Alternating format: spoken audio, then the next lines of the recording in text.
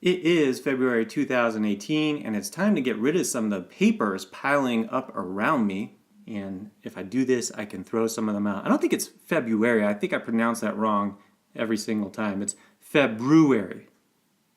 Valentine's Day is around the corner, so for all you single people out there, I know a knock-knock joke in case you're shy about asking someone to a Valentine's Day dinner or whatever. You say, knock knock, who's there? Sherwood. Sherwood who? Sure would like to take you out this Valentine's Day. And if they deny you with that good of a line, they just don't deserve you. Okay, on to the first article.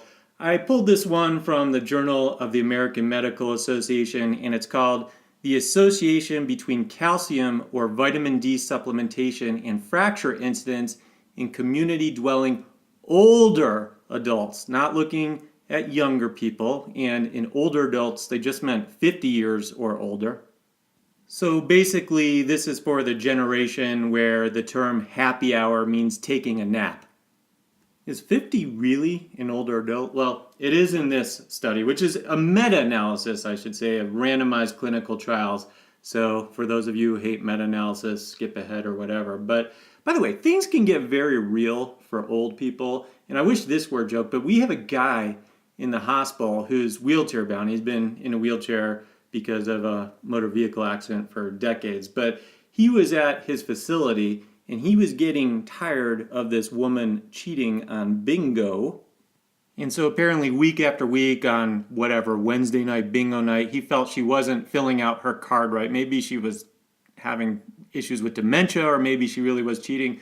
But he assaulted her. I don't think it was bad. I think he pushed her on the shoulder and nothing happened. But we cannot get this guy out of the hospital because now no facility will take him in the entire area of Colorado Springs, and he really needs to be at a facility for the long term. And I guess she pressed charges, and until those are resolved, he's stuck in our hospital. The way the modern American medical system works.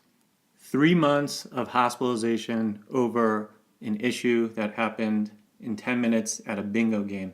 Well, anyway, looking at this study from the Journal of American Medical Association, it is from December 26, 2017.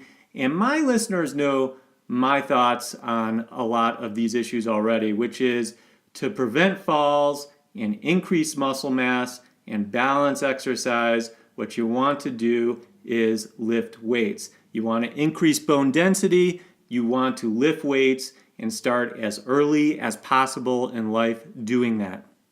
But getting into deep conversations about that rarely happens in practice. So doctors say, why don't we just prescribe calcium and vitamin D and see if it lowers fracture incidence in community dwelling older adults? We say, it makes sense that it would. And this meta-analysis said, probably not. The use of supplements that included calcium, vitamin D, or both compared with placebo or no treatment was not associated with a lower risk of fractures among community-dwelling older adults.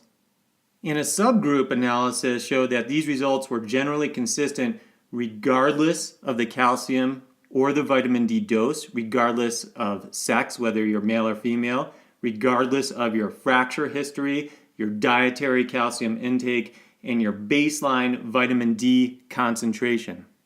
Now, vitamin D, it can be used for a lot of things other than trying to protect bone health, so I don't think this is a global statement to not use vitamin D supplementation, but I think it gets back to the point that a lot of times we just prescribe this stuff or tell our patients to take it. We don't really have great evidence behind it with some of what we're trying to intend to do, like decrease fractures. And we do have good evidence that other things do prevent falls, sarcopenia, fractures. And this study, from a scientific standpoint, ruins another pickup line that is even worse than my earlier knock-knock joke pickup line, which is that inappropriate cheesy guy at the bar will no longer be able to say, "Are you calcium because you harden my bone?" Because now it's not scientifically accurate.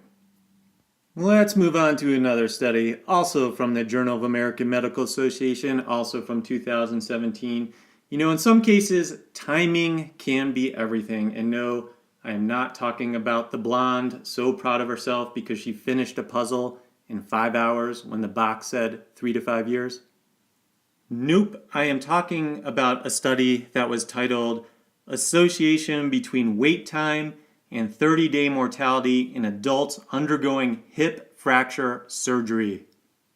And as you know, over the years in medicine, we have learned hard lessons about timing for quickly treating conditions like stroke, myocardial infarction, sepsis, and we have another item to add to an ever-growing list. Hip fractures most commonly occur in frail older adults who have significant underlying comorbidities. So appropriate questions arise about balancing the risks of quickly proceeding to surgery with possible uncorrected underlying abnormalities versus the risk of delaying surgery to perform a thorough preoperative assessment and to optimize preoperative status. So in this retrospective cohort study of 42,000 patients who had surgery for hip fracture within 24 hours of admission, they had a lower 30-day mortality than patients who had surgery more than 24 hours after admission. Basically, do proceed to surgery within 24 hours in patients who are medically stable enough to do so. Now,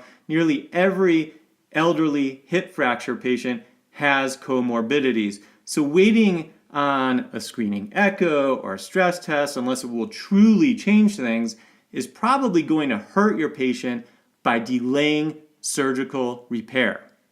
And it wasn't just mortality that was higher if you delayed surgery. You had increased risk of pulmonary embolism and myocardial infarction and pneumonia rate and things that could lead not only to morbidities but mortality. And while it wasn't necessarily the purpose of this study, the hospitalist in me saw something else in this study. So even if you appropriately clear a patient, know that that patient is already in a very high-risk situation to begin with. So in this study, the folks getting surgery in less than 24 hours, they still had a 30-day mortality rate of nearly 6%. Not because they shouldn't have been cleared for surgery. Rather, again, it showed the opposite, that waiting is even worse. But the point is that more than 1 in 20 people with a hip fracture getting repaired will die within a month, even with a quick surgical response. These are frail people who fall for various medical reasons, who fracture easily and don't always heal well. Now, there will be some patients with active medical comorbidities that will require evaluation and stabilization before you do proceed to surgery, but you don't want to have an attitude of, hey, we can just chill. There's time to chill in life, but not after a hip fracture that needs repair. And on that topic, when it comes to being chill and chilling, come on guys. All the ladies know that a guy texting to see if they want to watch some Netflix and chill is not asking that at all. So people need to start coming up with better lines. I don't know why this lecture keeps coming back to pickup lines. I really didn't plan it, I promise, but all right, I'll stop with the pickup lines. So anyway, don't get me wrong about medical comorbidities that are serious. So fix unsafe issues, which sometimes need many hours or possibly longer. It's hard to send somebody into surgery with hypotension or lungs full of fluid. Just saying that dealing with immediate comorbidities should be done as quickly as possible. So if you're the hospice, get a move on it. Unlike our bigger world where karma seems to move way too slowly, hospitalized patients accumulate problems fast. So delaying surgery results in postponement of weight bearing, which leads to delayed functional recovery, which not only worsens cost and length of stay, but increases your risk of deep vein thrombosis, catheter-associated urinary tract infections, skin breakdown, and on and on. And I can't speak for everywhere, but I suspect, without any proof, that most delays are not hospitalist-induced. It's just like we shouldn't diagnose ourselves with depression if the real problem is we are surrounded by total jerks. In which case, in my opinion, skip the SSRI and just turn up Ozzy Osbourne's Bark at the Moon so loudly that you can't hear your thoughts, which takes care of the issue 74% of the time in my N of 1 trial. No, but what I was trying to get at is that delays may happen because of OR availability. Ortho isn't staffed on weekends and holidays as well as it should be.